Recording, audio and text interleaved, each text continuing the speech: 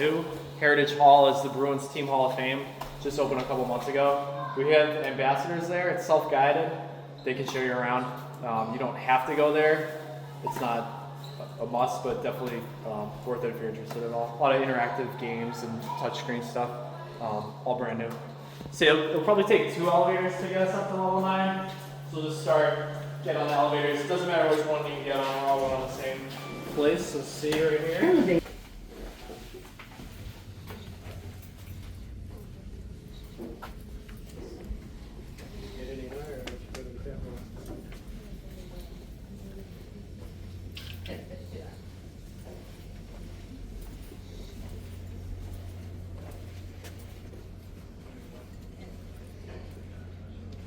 It's like sweets, yeah. You pay for extra stuff.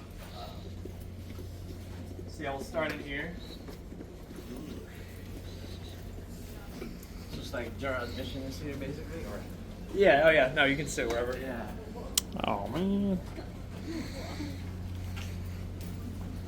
This is good for an arena tour. Like we have up to 55 people on an arena tour, so this is not a crazy large group, which is good. We did one yesterday that was like more like 60 people, but that's a lot of people trying to navigate. So yeah, TD Garden, original Boston Garden opened up in 1928. This built and then it closed in 95. This building opened in 95. First building actually didn't come down for 3 years. It was built 8 inches apart from this site, so they couldn't just knock it. They couldn't demo it right away. Which way? They had to basically brick by brick take it down. So really, the only ones that matter for the bees are the yellow ones. Those are the Stanley Cups. They've won 6 of those. They go chronologically, so the first one is on the far right, 1929, into most recently. You'll notice that the logo's changed over the years because the Bruins logo has changed many times. And so the most recent one is supposed to be, they've had kind of a variation of that all the time. 2011 was their most recent cup. They made it to the finals twice since then. They lost in 2013 to Chicago. 6 games, the 6 games here, so that was. Not a TD Garden, unfortunately. I would guess probably the practice facility. Rec Center. Yeah, they're not here, unfortunately. That'd be awesome. Armand Lamontagne was an artist from Rhode Island. He was a painter as well, but he made all these sculptures, these statues, out of basswood. Each one took around a year to construct. The details in them are amazing, and they're all to scale, like they're the sizes that the guys were in real life. Ted Williams is the guy in the fishing gear. Greatest Red Sox of all time, greatest hitter ever. He's wearing fishing gear because he loved fishing probably even more than he loved baseball. He's actually in the Fishing Hall of Fame in addition to being in the Baseball Hall of Fame. Incredible career, incredible life. He's the last guy to hit over 400 in baseball, which baseball hit, the batting average over 300 is really good. So to hit 400 is incredible. One of those stats in sports that you don't want to say it'll never happen again. Anything can happen, but that'll be one of the hardest things for anyone to ever to hit 400, especially in a 162 game season, is impossible. Basically, played his entire career in Boston. Unfortunately, the Red Sox won the World Series in 1918, and then their next one was in 2004. So it's 86 years between World Series. So many awesome players like Ted Williams didn't get to win a World Series, but he did basically everything else he could do. He actually, like many players in his era, he fought in World War II. He actually left the middle of his career for 5 years, was a fighter pilot, actually got shot down in action, survived, came back to baseball, continued his Hall of Fame career. Just a really interesting character, a lot of great books about him, a lot of great stories about him, just all the stuff he said. He was a manager after he retired. Really interesting guy. Larry Bird, of course, guy in the middle. One of the great Celtics of all time. I was just talking about Bill Russell, so I think it's hard to top Bill Russell's career, but Larry Bird had a really good career as a Celtic as well. He won 3 titles in Boston, 3 MVP awards. Probably would have won even more. His career at the end was marked by a lot of injuries. He had to retire in 1992. He had a bad back. he was part of the original big three for the Celtics. It was all Hall of Fame players. Him, Kevin McHale, Robert Parrish. A lot of their teams in the 80s were really loaded. They won 3 titles in the 80s, 81, 84, 86. Those 3 guys, in addition to Danny Ainge, Dennis Johnson, Bill Walton, who just passed away, they were loaded. They were some of the great NBA teams of all time. And they played like a really fun style to watch, so everyone loved those teams. Bird is still wildly popular too. Like if you go to a Celtics game even to this day, you'll see people wearing Celtics Bird jerseys. Like he's still just one of the most popular Boston athletes of all time. Played his entire career here. He's from Indiana originally, so after he retired, he was the Pacers head coach. He worked in like the Pacers front office for a while. He's not here that much, but he actually was. He made an appearance in the first round of the playoffs this year for the Celtics. They opened a big sporting goods store downtown Boston, and they brought in him, McHale, and Parrish, Cedric Maxwell, and they did like autograph signings. I saw it on the news. I wasn't there. There was like thousands of people there. It was crazy. So many people wanted to. I guess he didn't really get scoring a couple times as a defenseman, which is now unheard of. I mean, no defenseman is didn't really get scoring. He's a great stick handler. He's a great skater. His career was also cut short due to injuries. He played 10 years here. Got traded to the Blackhawks. Played 1 year for the Blackhawks. Had to retire at 29. He had a bunch of knee surgeries. Opponents definitely got him with like 8 and 8 checks. Targeted his knees. It was like the only way to really slow him down.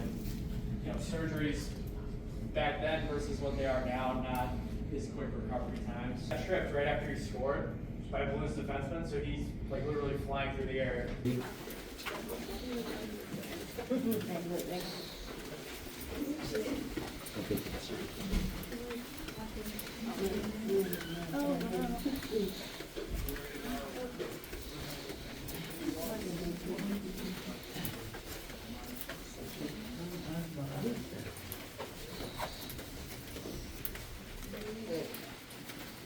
Hello, sir. I can be on the door.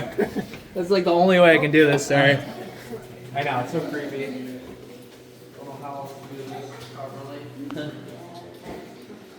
Usually if I have someone with me, it's because like one person would be in the room, but it's just me, so we won't get this all. So yeah, this is what's called a family room. So for Bruins or Celtics families, this is also technically open to visiting teams' families as well, but unless it's a playoff game, they're not usually on the road with childcare like during games, which is crazy. And then just the facilities that the families use, I guess, are really bad too. So on top of the Patriots not being good in the last couple of years, I don't think that has helped them at all. And the Bruins as well. Nick Foligno was on here a couple years ago. Same thing. Like he'd been on a couple different NHL teams. This was definitely a big draw for him. And like.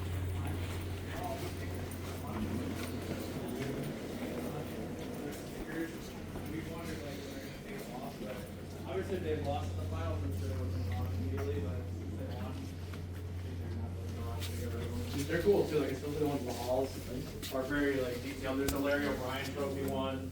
There's different finals logos. They're pretty cool. So okay, we're in an empty room. You're like, okay, why are you bringing me to an empty room? What's the significance of this? This is called the Star Performers Room.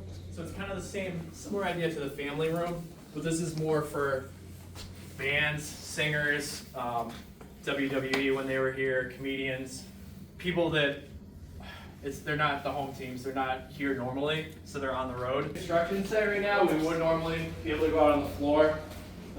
This at least gives you a better view of like how big the arena is now that we're at the ground level. We were at the top floor, now we're at ice level, parquet court level. And this is actually, we'll see the Celtics outside of the Celtics locker room. This is actually when the Celtics are playing, they'll run down the hall and then they run out this tunnel.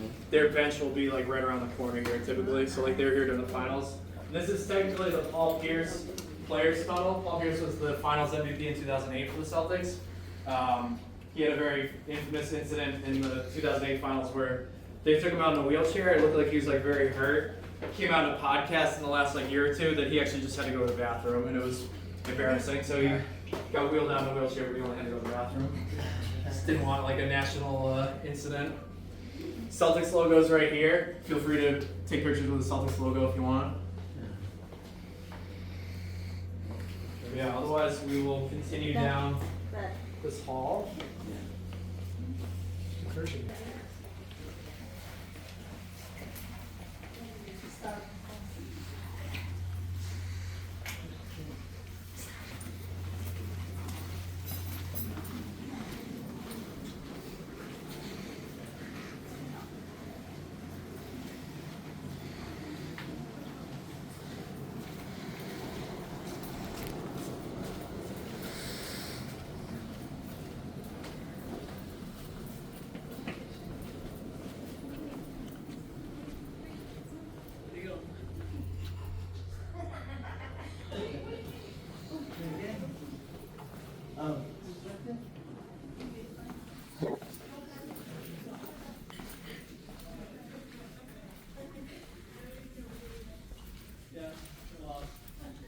It's right here, yeah.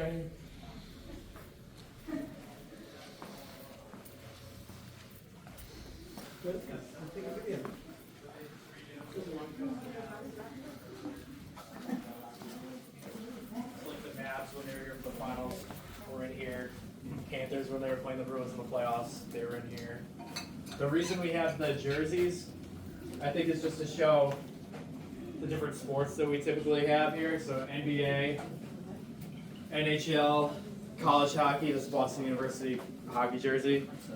You'll notice too, the corner lockers, especially the one over there, there's more space. Hockey goalies, I think, would normally sit there just because they have so many pads, they take up so much space. I wasn't expecting to get this. Yeah.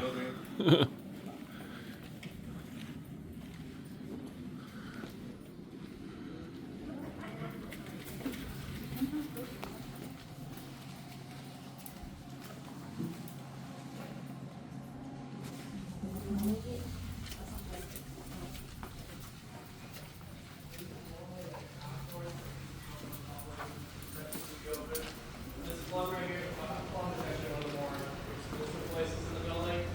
After the Celtics won the title here in 2008, their celebration was like family friends afterwards, out in there. This one they just won in 2024. They celebrated in a big night live concert venue that's like connected to the garden, like the garden. So that it just makes it easier. If you win a title at home, it's kind of crazy. I mean, a lot of the streets were blocked off here during the finals. And just getting in and out of the building was tricky with security and everything. So I think it was just easier for them each time to just kind of hang out in the building versus trying to go up to somewhere else. So we're actually just going to look at the door to the Celtics locker room is right here. And end of the hall for that tunnel. So it's, I mean, it didn't affect them this year, obviously, but it is pretty far.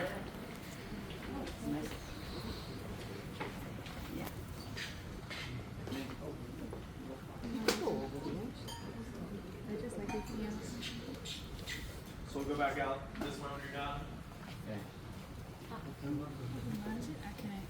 Let's go. Down the stairs right here. Level 2. Upper gate area hall.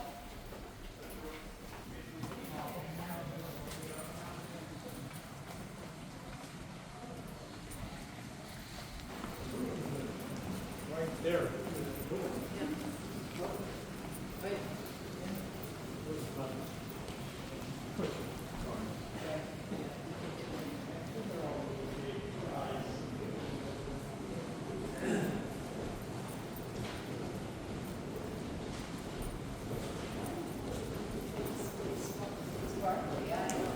This before until we started doing the raid tour a couple weeks ago. And I didn't know any of the story of it. I was on a tour, backing up one of the tours from the other tour guys. So I got all the information on that. So this was actually, if you know a Bruin is a brown bear. You can see colors. This is obviously not a brown bear, it's a black bear. This was at a guy's mansion in Texas, I guess. In like the front lawn. Wife didn't like it, wanted to get rid of it, so they tried to ship it off to different places. UCLA is also the Bruins. UCLA didn't want it. So eventually they contacted the Boston Bruins. Even though it's a black bear, Boston Bruins were like, yeah, sure, no problem. But it's so weird because there's no signage, there's no like explanation of it. I'm sure so many people are at the games and they're like, they have no idea what this is. They're just like, okay. And I guess the Bruins line for why they took it is they wanted to have it to scare Canadians fans. Because Canadians are like their biggest rival, or they were their biggest rival. They haven't really been too good recently. So that was kind of the point, just to have it to just kind of freak out like opposing fans or whatever.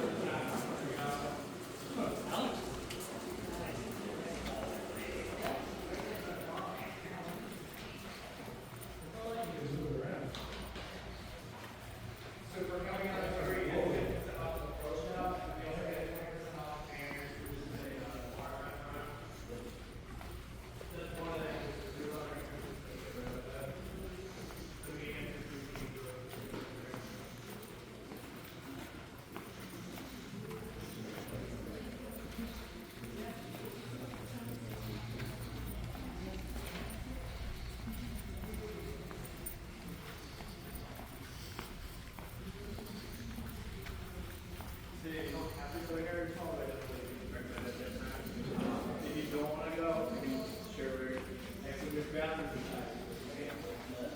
Thanks for coming on the tour though, guys. Happy Friday, appreciate it. Check out your small.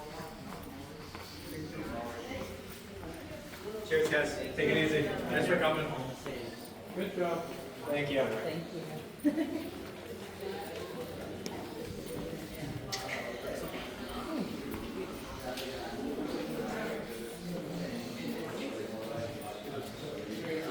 Everybody wants to check out the Bros movie, we're going to start that legal night theater right over here.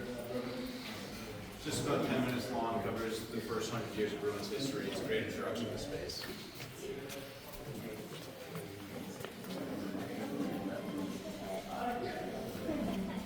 The action is fast and furious when the Boston Bruins tackle the Detroit Red Wings in a final game of the Stanley Cup.